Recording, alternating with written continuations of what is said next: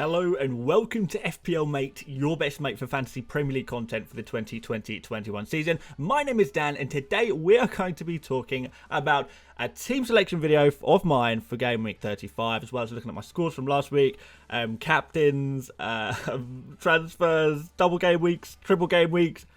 Believe me guys when I say there is a lot to unpack in this video, so you're not going to want to miss this. This is going to be huge, and if you do enjoy what you see today, please do leave a like. It really helps support the channel, and subscribe if you're new around here, because oh my word, wow, there's a lot to talk about. There is so much to talk about, and some things I'm looking forward to share with you guys, other things not so much, but let's go anyway, let's go. But before we do, a quick word from our sponsors, which is, of course, OneFootball. Now, for those of you who don't know what OneFootball is, it's a great app/website for all things football. Now, I personally use OneFootball, the mobile app, to check on lineups and scores for Premier League games that I might not be watching, sometimes catch-ups on some other games that I might not be watching, just check up the lineups. It's a really useful tool. And, of course, they've got all kinds of football news, transfer news, all kinds of stuff like that as well. So, everything you need in terms of a football app, it's all in one place. It's completely free. Go check it out, help support the channel. Link in the description if you want to go check that out. So, time for the moment I have not been waiting for. This is a time I really was not looking forward to showing this to you guys. It has been the king of all disaster game weeks. It's been an absolute nightmare. 22 points scored because obviously the Manchester United versus Liverpool fixture has been cancelled in game week 34, which meant that 6 of my players, because I have 3 from each team, didn't play. So that was pretty insane. So I lost half my team. In the end, I've only got 6 players out of 15 that even got on the pitch. 9 of my 15 players did not even play. It is an absolute disaster. A well and true disaster. It has obliterated my rank all the way down to 140,000. I was on the absolute verge of reaching the top 100k, and I just got hit by this absolute truck of a game being cancelled, and it sent me to hell. It sent me back to the Stone Age. It really has. Just this one game week. 22 points is sort of probably about half of my second worst score this game week. I have never had a game week score even close to this bad all season. It's an absolute disaster, and I'm not going to be too upset about it. I've already had a big old cry. I've filled up my bathtub full of tears already. I had a nice little bath in those tears. I listened to all 6 of my Coldplay albums. And I think the time now is to stop crying, move on, and hopefully what you're seeing, this disaster you see in front of you, will maybe provide some entertainment value for you guys, or maybe make you feel a little bit better about some of your game week scores, because believe me, you really can't get much worse than this. This really, truly was a disaster game week. It really has. And it's kind of, in many ways, it threw so many of my really well thought out plans out the window. I'd sort of saved my transfer. I had a really nice plan to go along in future game weeks. And people might say, well, you shouldn't have had so many players from the same game. Who are you kidding? Who are we kidding? Do we really expect a game to be called off? And this is kind of why this season has kind of been this season of randomness, the season of luck, the season where you can plan as much as you like, but you will get an absolute curveball thrown right in your face, clips off your jaw, and like I say, sends your rank back to the Stone Age. But, you know me guys, I don't like to stay negative for too long. And when I say there's a silver lining to all this, there is a silver lining to all this. So, despite the fact I really have been ruined, next game week is looking, when I say a lot better, that is the understatement of the century. Game week 35. Oh my god, guys, just come on this journey with me. Come on this journey with me. So, 2 free transfers, 0.8 million in the bank. There is a lot of flexibility here, but I might not even need it, guys. Let's have a look who I've got in my squad for this game week and the fixtures that they will play. Let's start you off with Mendy in goal. Not ideal fixtures. Man City away, Arsenal at home. I don't think they're amazing fixtures. I won't really be targeting any Chelsea players for this game week in particular, but we know what Chelsea are like with their clean sheets. You would say against Arsenal at home, probably a clean sheet there. Man City away, you know what? I wouldn't even be surprised if there was a clean sheet there as well. So even though they are tough fixtures, this is Chelsea. Chelsea are the clean sheet masters right now, more than anyone else in the entire league. And I truly believe that this could easily be at least one clean sheet here, because it doesn't matter who their opponent is. They get the clean sheets. That's what they do. They're very good at it. So that is definitely going to be on the horizons there for Mendy. But move on, because we don't want to talk about goalkeepers too much, because we've got Trent Alexander-Arnold now on a double game week. So Southampton at home, we knew about that fixture already, and what's been added? It's Manchester United away. That's been added to the fixture list. So they've now got a double game week Liverpool, which is quite fabulous, really. Trent Alexander-Arnold, obviously a really desirable player at Liverpool. Southampton at home, maybe a clean sheet there potentially. Manchester United away, probably not a clean sheet there, to be fair. But when we look at Trent Alexander-Arnold's attacking potential with his occasional shots that he takes, the occasional free kick, he is getting further up the pitch and getting in crosses and, passing in and around the box. Definitely potential for some assists there as well, so that would be very nice. We've got Castagna, who has been a bit of a legend for the team in certain game weeks. Disappointing last game week, obviously, but Newcastle at home, that's a wonderful fixture for Leicester, and doubled up with that Manchester United away fixture. So another one when Manchester United are playing. So Manchester United maybe a slightly big thing this game week, weren't they? I think some of you guys will already know why. But we'll move on to my first Manchester United player, and that is Luke Shaw. And I don't know if you'll be able to read this text on screen. If you're on a small screen, maybe not, but 3 fixtures. It's a triple game week for Manchester United. For the first time, we are seeing a triple game week in, I don't know, like 8 years or something like that. I think Middlesbrough had one years and years and years and years and years ago. And now we've got a Manchester United triple game week. This is huge. This is enormous. This is unprecedentedly, ginormously amazing. It is crazy. So Aston Villa away, Leicester at home, and then Liverpool at home for the triple game week. Wow. Insane. If you've got yourself a few Manchester United players, you may have been a little bit let down last game week, but this game week, hey, what's going on here? This is looking pretty good, right? So triple game week there. And I'm just going to slap on Davinson Sanchez on the pitch there, because we are going to be replacing him this game week. So I'm just going to pop him there, just so you can have a look at him. We don't need to worry about him too much. He's going to be replaced. Okay, let's move on into midfield. Mo Salah, double game week. Again, Liverpool now got the double game week, so that's very nice indeed. Southampton at home, Manchester United away. Especially this Southampton at home game, I'm expecting that we could have some pretty big things from Salah, so really looking forward to that, seeing what he can do here. At Rashford next. This is where things get insane. Rashford, Aston Villa, Leicester and Liverpool. Triple game week for Rashford, who is playing most of the time. He's playing as a striker now.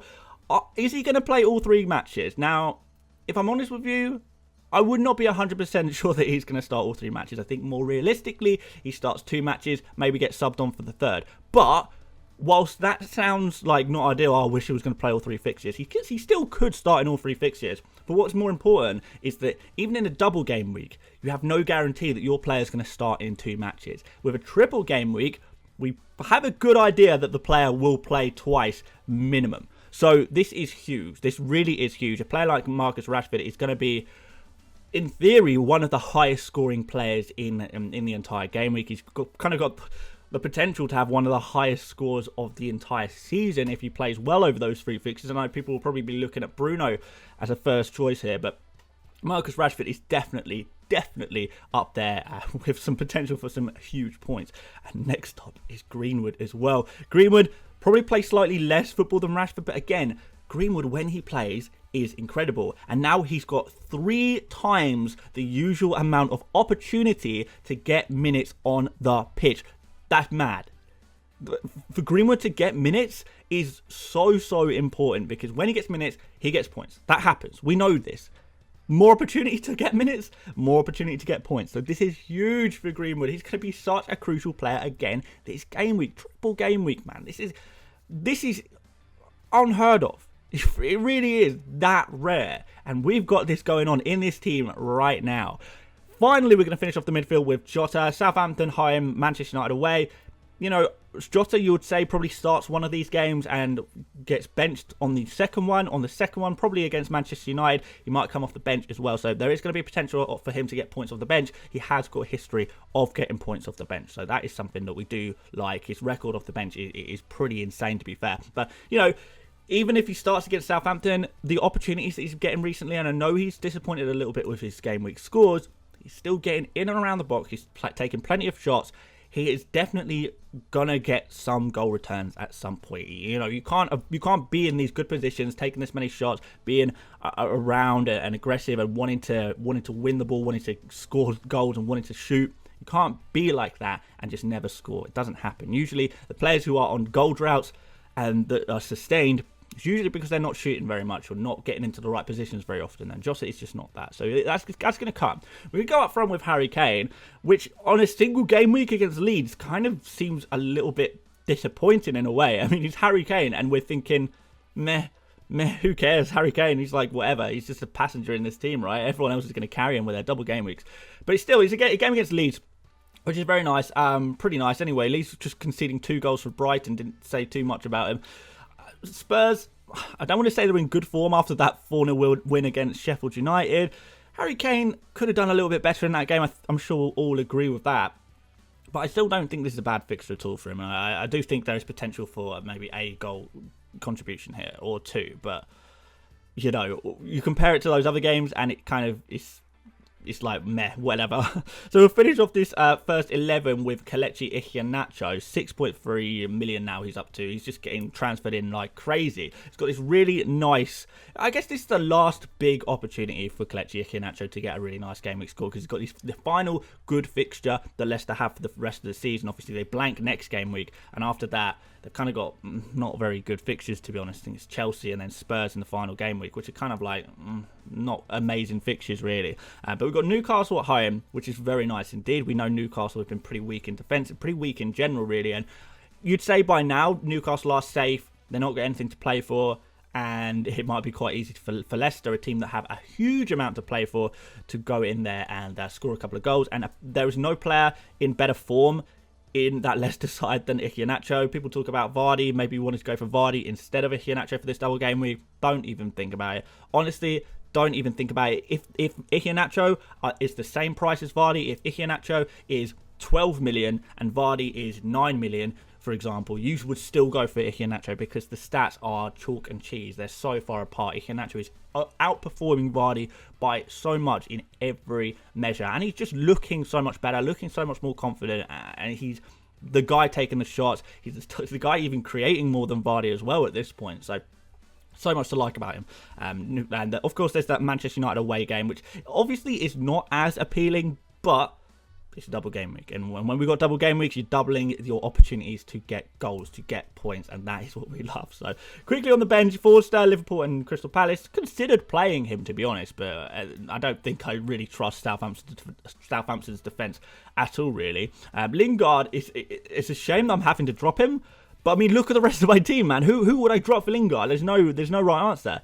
Vidra there against Fulham. Yeah, not really a consideration. He was always built to be a bench warmer in this squad. And Cedric, the player who should have never been in my team in the first place. Let's be real. But there is another player who should have never been in my team in the first place. That is Davinson Sanchez. So I think we can quite confidently remove him and bring in Michael Keane.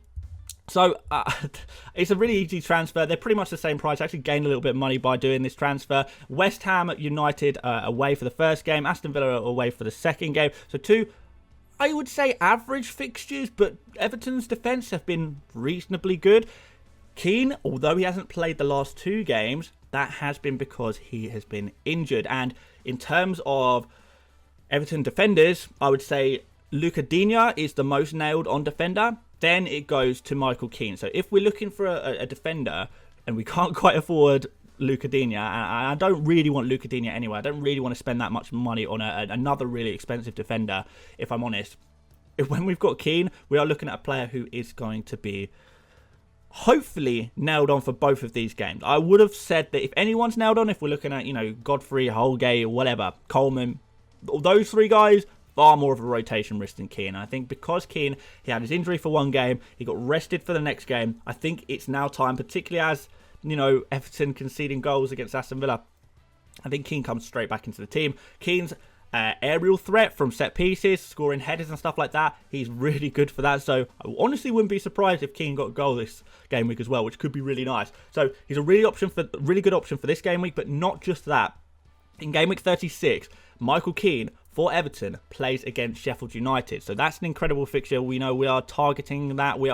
My mouths are watering every time the fixture against Sheffield United comes up. So Michael Keane's got that. The game after that, they've got Wolves. So Everton against Wolves, again, really nice fixture from a defensive point of view. So that's going to be nice as well. So it seems like a really good transfer. And the advantage of having a disaster game week last game week, because it really was a disaster game week last game week for me, is that going into this game week, I go in with 2 free transfers. I've only used one of them, so I'm going to have 2 free transfers next game week. Whilst a lot of people are going to be trying to buy in as many Manchester United players as possible, I already have them. When people are then trying to sell as many Manchester United players as possible next game week, well, I've got 2 free transfers, so I can deal with that as well. So even though last week was a disaster, and it really was, and I'm not going to pretend, oh, I'm glad it happened, because I'm really not. I would have been so much better off if last game week, the Manchester United versus Liverpool game wasn't cancelled. I would be far better off. But if we're taking positives, and I'm all about taking positives and how you move on from these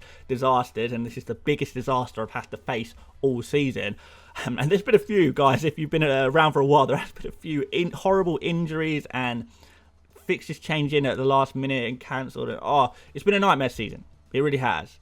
Hopefully we can get a little bit better next season. But for now, how do we move on from this? And I move on from this with 3 Manchester United players already in my team.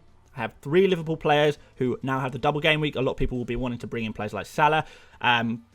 So that's a real advantage. So overall, right now, if you ignore last game week, and last game week literally destroyed about 3-4 game weeks worth of work trying to climb the ranks. If you ignore that, then we're in a pretty good position for the rest of the season. I really truly believe that. I've come up with a new transfer strategy in terms of who I'm going to be bringing in, who I'm going to be selling, where I'm going to be moving my players, and we are going to be sort of getting rid of Leicester players as they kind of blank next game week, and the last 2 fixtures are not great. We can potentially remove a Manchester United player as well. So that's probably what I'll do. I'll probably take a -4 next game week, remove 2 Leicester players, 1 Manchester United player. I already kind of know what I'm going to do, but I don't want to say it just in case I change my mind. But I do have a transfer plan, if you like, and it looks like a pretty good plan as well to set me up for the rest of the season. Going to be a few differentials. We're going to have a little bit of fun. I know this season is not going to be my best season, you know, but it would be nice to have a little bit of fun and try and get back into the top 100k at bare minimum. You know, really, I want a top 1% finish, which is top 80k. I don't know if that's going to be possible after last game week, but let's see what we can do. Stranger things have happened, and I truly believe with the right decisions and keeping a cool head, we can do it. We can do it, guys. So quickly on captains before we end the video. Currently, I have the captain's armband on Marcus Rashford, and I have the vice captain on Greenwood. Now, this could potentially do the old switcheroo. I think we've got to captain a Manchester United player because of the triple game week. I think there's no real doubt about that. Right, it's a case of who do I think is going to get the most minutes? Well, probably Rashford, but who do I think is going to be most effective in those minutes? Well, probably Greenwood. So, I don't know. It's a real coin toss at the moment. I'm not really sure where I'm going to end up here. I'm kind of waiting to see any news, see what happens on Thursday, see what happens in my brain over the next 2 days, and do a little bit of number crunching and stats and stuff like that to make the final decision, which of course I will share with you as soon as I come to that decision, either on Twitter or on the deadline stream if you join me for that as well. But yeah, that's where we're at, guys. Triple game week, let's go. So thanks for watching, guys. If you wouldn't mind leaving a like on the video, I'd really appreciate that. It really, really does help the channel out a lot. Subscribe, of course, if you're new around here. In terms of tomorrow's video, I'm not actually sure what video I'm going to make. So I'm going to make a poll. I'm going to put that poll on Twitter, and you guys can vote for what video you want me to make. I'll put that poll up this evening. And by the time you watch this video, it'll probably already be on there. So go check out my Twitter at FPLmate if you want to go vote on what video we get tomorrow, basically. And follow me there as well, because I'm very close to 10,000 followers on Twitter, which would be a really nice milestone to reach at some point in the next couple of weeks. That would be pretty awesome. But there you go, guys. Thanks once again for watching. Check out all the other stuff in the description, of course. And I will see you later, mates. Bye-bye.